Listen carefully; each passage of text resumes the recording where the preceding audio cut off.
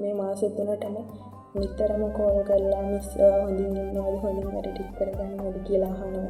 දැන් මීරාෂා මම ලංකාවේ ගම්පහ දැන් මම ඉන්නේ කොහෙටද? මම ඇවිල්ලා මාස 3යි. මම විදේශගත වුණේ ට්‍රාන්ස්ගල්ෆ් කුරුණෑගල ආයතනයෙන්.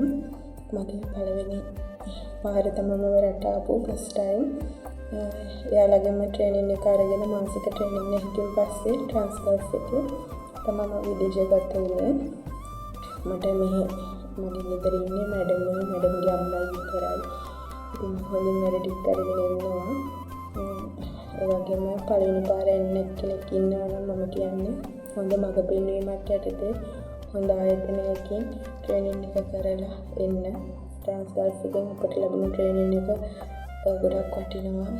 ඒ ලැබුණ ට්‍රේනින් එකත් එක තමයි අද අපි හොඳට වැඩ ටික කරගෙන ඉන්නේ.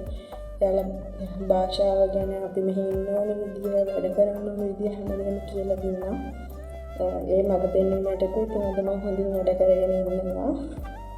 මෙහි ඒ වගේම මතක් කරන්න ඕනේ එයාලා අපි පළවෙනි දවසේ ගියා හා සමානව මම දැන් එළ මාස 3ක් මේ මාස 3ටම නිතරම කෝල් කරලා මිස් හොඳින් ඉන්නවද හොඳින් වැඩ ටික කරගන්නවද කියලා අහනවා.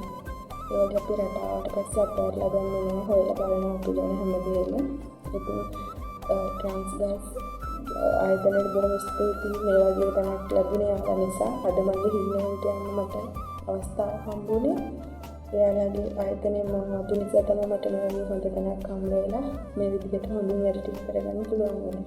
Transgulf